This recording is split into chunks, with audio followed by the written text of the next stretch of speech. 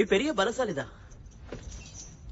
ஆனா என்ன தேவையில்லாம தடுத்து உனக்கு நீயே ஆபத்தை தேடிக்கிட்ட. இப்ப என்ன செய்வ? உன்கிட்ட ஆயுதமே இல்லையே.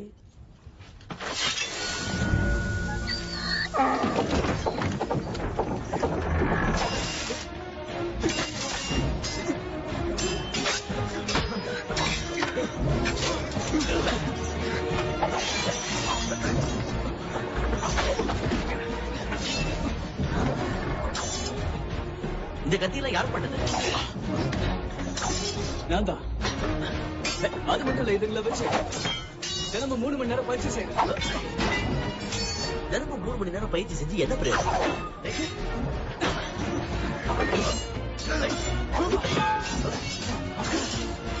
ஓ, போய் நீ ஒரு கொல்லு பற்றக்காரன். நீ கத்தி சண்டை போறத பார்த்து எந்த பொண்ணாவது மயங்கிடுவாளா?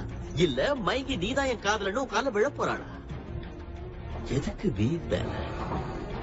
நான் பயிற்சி செய்யறது ஒருவேளை கடற்கொலைக்காரன் இவனையாவது பார்த்துட்டா அவனை கொல்றதுக்கா?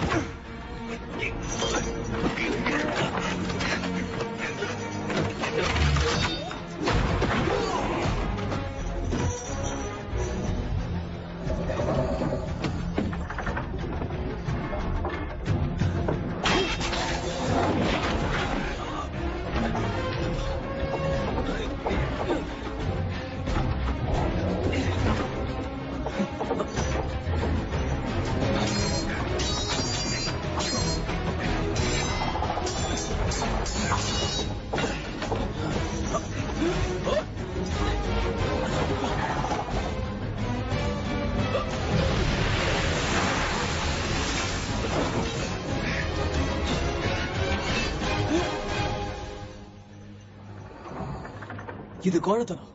வேற வழி இல்ல. எனக்கு வழி விடு. மாட்டேன். தயவு செஞ்சு என்ன போக விடு. முடியாது. உன்னை இங்கிருந்து தப்பிச்சு போக நான் விட மாட்டேன். இதுல இருக்கிற தோட்டா ஒன்னும் கொலை பண்றதுக்கு இல்ல.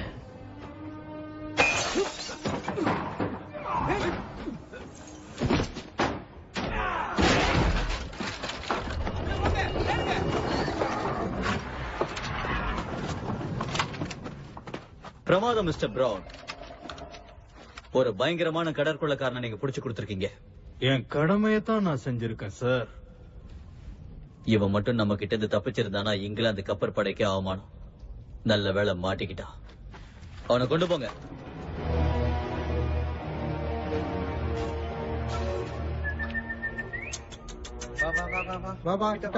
உனக்கு பிடிச்ச எலும்பு வாங்கிட்டு அந்த சாவியை என்கிட்ட கொடு. சீக்கிரம். அந்த நாய் வாயிலிருந்து சாவி எடுக்க முடியாது. நீங்க இங்கிருந்து தப்பிக்கவும் முடியாது. உனக்கு வேணா உயிர் மேல ஆசை இல்லாம இருக்கலாம். தப்பிக்க முயற்சி செய்யறவன ஏன்டா கிண்டல் பண்ற?